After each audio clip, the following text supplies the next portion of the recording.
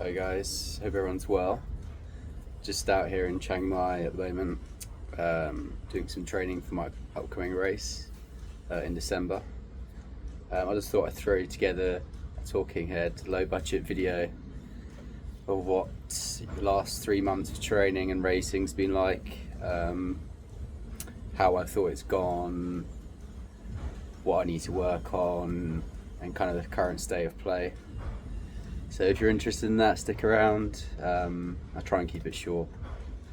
But yeah, so leading into this year, last year I kind of won Beachy Head. And again, I guess the big goal was to win Beachy Head again and hopefully run a better time. So in the start of the year, I was just doing a mixture of training for flat and a little bit of trail kind of climbing work,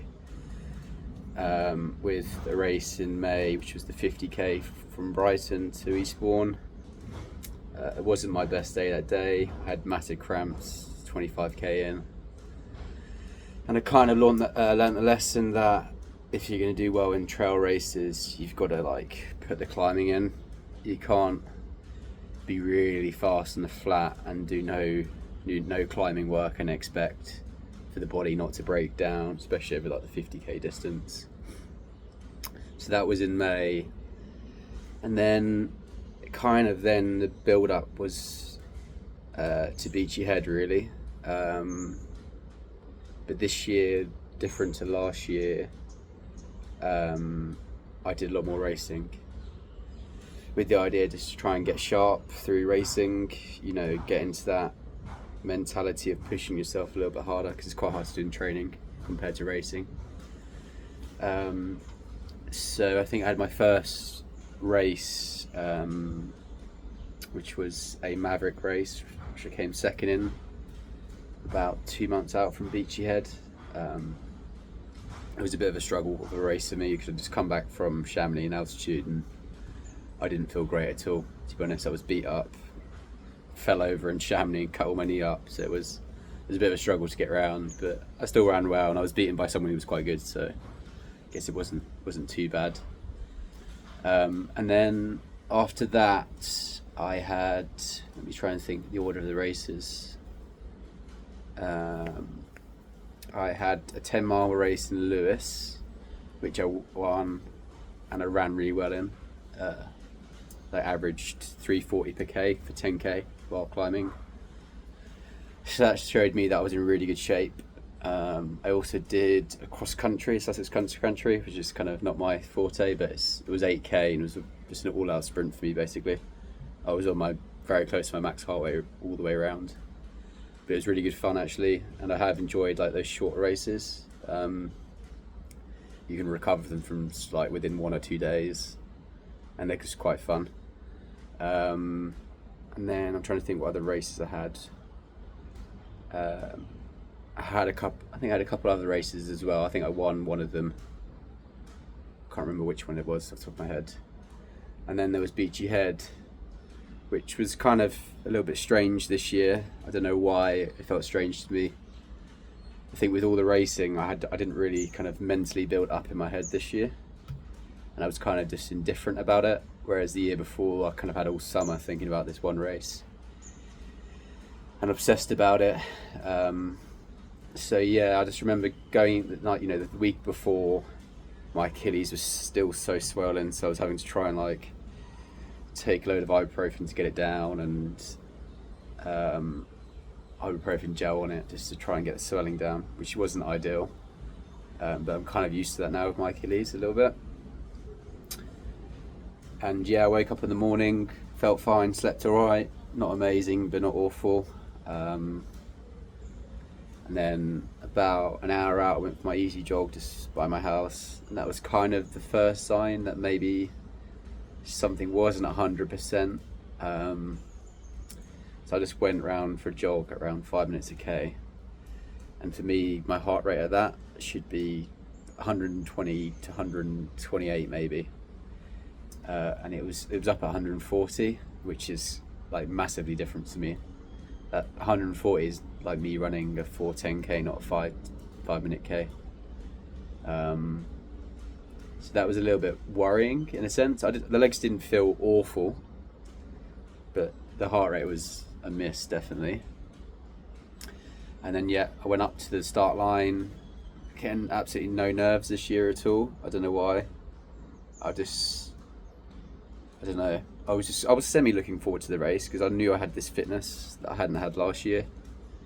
So the race started, and instantly I went to the front of the race, even though I didn't really want to. Up the first climb, and in Beachhead you go up the first climb and you turn right, and you're kind of on the top then, and it's kind of rolling for about 5 kilometers before you turn left down Jevington.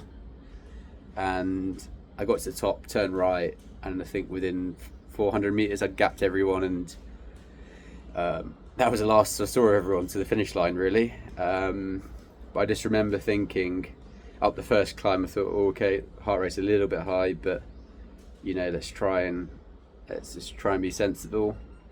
And I think it was about 170 up the first climb, which is my threshold. And I thought in my head, right, hopefully when we get onto the flat, it comes down a bit. And you go up the top, turn right, and it's rolling up and down, but not any real climbs.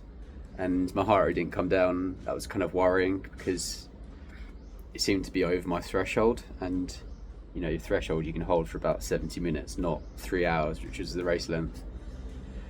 But at the same time, my breathing wasn't matching my heart rate, which was strange. When I'm like running at 170 beats per minute, I could hear myself breathing quite heavily. And I just wasn't getting that feedback from my breathing. So I just thought to myself, let's go off sensory data, let's rather than the chest strap, and let's just run to feel. About 3 or 4k into the race, still on these rolling flats, and I don't know, I had this feeling in my body that something wasn't, right. I wasn't feeling awful, but I wasn't just feeling myself for some reason. And I almost I just kept thinking, I just want this race to finish already, which is not great mentally when you're about 4 or 5k into a 42k race and you've only done the easy part.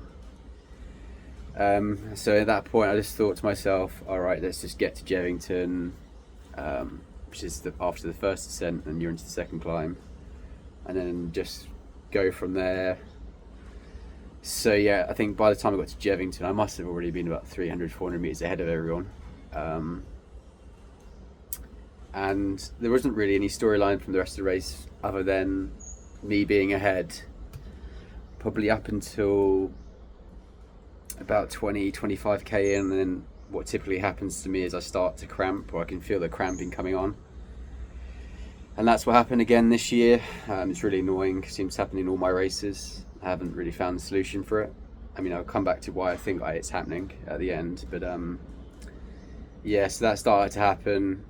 And as I said, I really couldn't be bothered with the race already. So when that happened, my motivation was even lower.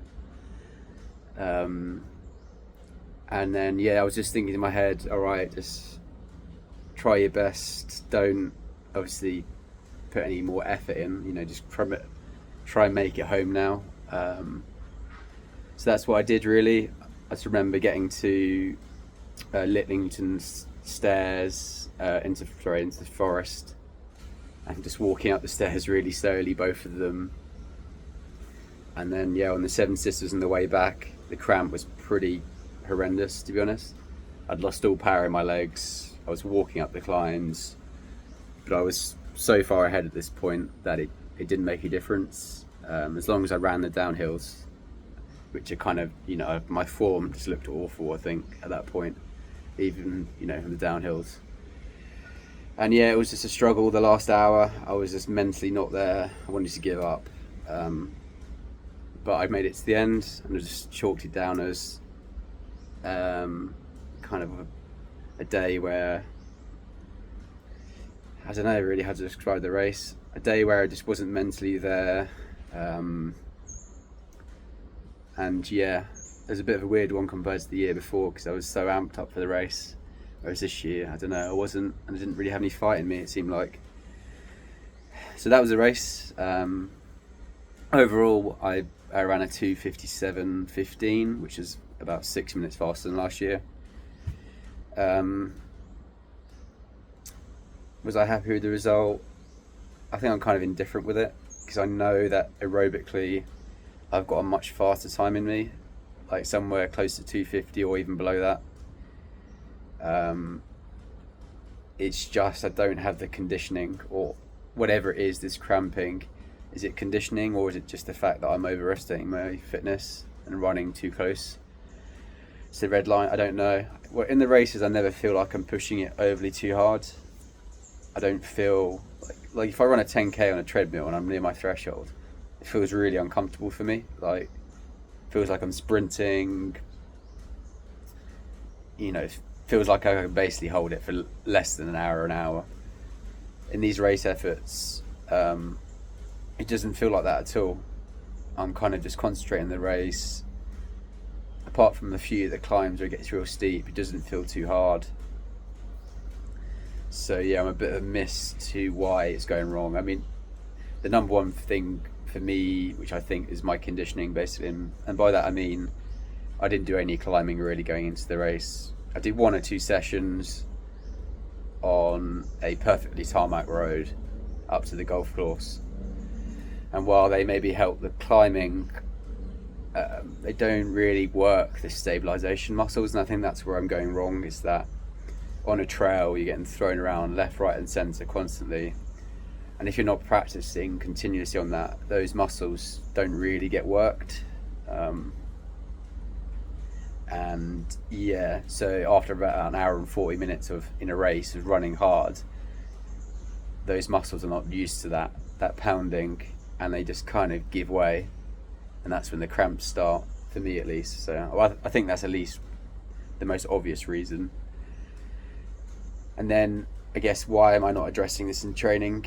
The big issue is my Achilles. My right Achilles is, I mean, they're both not great, but my right Achilles, I wake up with swelling on every morning, and there's like a massive lump on my right Achilles. And it's one of these annoying things, actually. If it was a much worse injury, it probably would be helpful, because I wouldn't be able to train, but because it kind of, the swelling goes down within the first 30 minutes of me getting up, it's trainable, and I can get by with it. So it's kind of like not really helping me out long term, because it's never bad enough to stop me from running, but it's again always there, and it's limiting my training. I've only got like one leg for power wise, the other leg, my right leg, just has no power out of it, and it's just so tender. There's no spring in my Achilles out of that right leg. So yeah, but other than that, my training this year, aerobically, I was miles ahead of where I was last year. My thresholds are much better. I think that's just generally come from another year of training behind me. A lot more sessions this year going into the race. Maybe not as much volume, which is again one of the downsides of having a bad Achilles. I'm constantly trying to manage my volume. So I did way more threshold stuff, typical double threshold stuff, where it's kind of LT1 5 times 6 times 2k in the morning, and then LT2 like 15 20 times 75 seconds in the afternoon. It was a typical session. And then about 4 weeks out, I started more marathon specific sessions, with the idea of getting that marathon pace effort going. Yeah, I did a few huge sessions there before the race. Sorry for the plane coming across now. I'll just wait.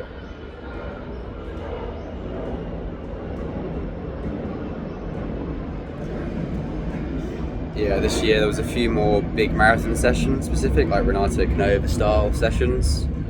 I really enjoyed them, but they were so mentally tough, and they definitely moved my fitness forward. I guess one mistake I would say was that my last session, which was 10 days out, was a little bit too hard and too close to the race, because I was still worrying if my legs would come around and feel ready for the race. About 3 or 4 days out, they were still knackered from that session. So that was maybe one thing I could have changed, and maybe that was why I felt a bit off in the race. So yeah, the training was really good going into it. Apart from, I think the volume was light and there was no climbing at all basically, and that was maybe right where the training was off, which I knew before the race. I was, instead of doing marathon trail based sessions, I was doing them on the treadmill, with no elevation gain. But that's what I kind of had to do with my Achilles. I had to kind of work with it. So yeah, I've got this. That's kind of the training and the racing I've been doing. I'm out now in Chiang Mai. I've got a race in about 4 weeks. It's the UTMB 50k race. I'm looking forward to it. Again, I'm still managing my Achilles, so yeah, I'm just trying to work around it, get the volume in where I can. It seems to me that obviously the race is going to be like 30 degrees, or it will be when the sun comes up. I've done a few runs already and my heart rate has just been for the roof because I'm not heat adapted. So I think training is not going to be too there's not going to be huge sessions like marathon based sessions and anything fancy going into this race. It's just going to be a lot of hopefully volume in the heat, to get really heat adapted. I don't think me being able to run a 15:35k makes any difference in this heat, but what does is just being really durable to the heat and its effects.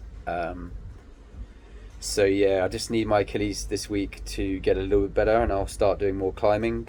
The plan is to just basically go onto the course and do it as many times as I can, get used to it, understand where the hard bits are, where I can make time back, and yeah, just get really heat adapted. So I'll probably lose all my fitness, my speed fitness and all that kind of stuff, but I don't think it's going to make a difference.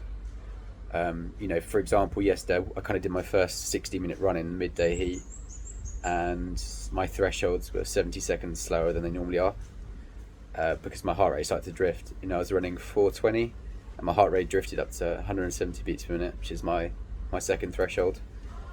Normally that would be around 320 or somewhere around that in the UK.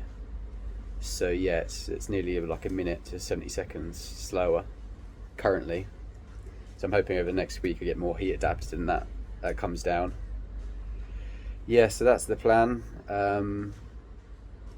I think after this race I need to have a serious think about having a prolonged time off to fix my Achilles, because I can't go for another year of having to work around it. It's kind of the limiting factor that I can't get the volume in and I'm always having to kind of cut corners because of it. So maybe after this race I'll take a few months off, try and get it straight before I start for next year again. Yeah, and if I do well in this UTMB race, there is, if I come top 10 I would qualify for OCC next year, I think. So yes, that's the A goal, is to come top 10. Whether that's possible, you never know until who turns up really. If there's a weak field, then it might be possible. So yeah, that's the goals. Sorry, another plane.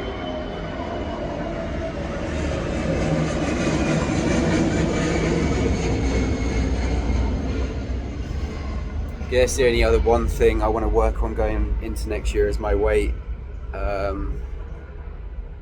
I kind of wanted to be lighter for Beachy Head this year than I was. I think I raced off about being about somewhere between 70 to 71, which was about a kilo lighter than the year before. But I wanted to be substantially lighter than that. I was dieting for a while, but then because the sessions got really intense in terms of marathon sessions, I didn't want to be in a deficit for those sessions, which meant I needed to eat more. I didn't want to risk injury, so then kind of I got down from 74 to 69, I think, and then I kind of went back up to 70. I think if I'm going to do really well in these races, I need to be, I don't know, at least 3 kilos lighter, possibly 5. I know I'm racing against people who weigh 62 kilograms or less, so it's a large weight to give away over the trails. But yeah, that's something I'll have to work on next year. I think there's just too much an advantage to give away the weight. I'm quite lean as it is already. It's just I hold too much muscle, so especially around my shoulders and stuff like that. So yeah, I hope I can work on that next year. So that's a little update, or a little 20-minute ramble. I hope your training's going well. Let me know if you want me to answer any questions about training, nutrition, anything along those lines. But yeah, I've got this race in 4 weeks' time, and there's nothing planned really at the moment for next year.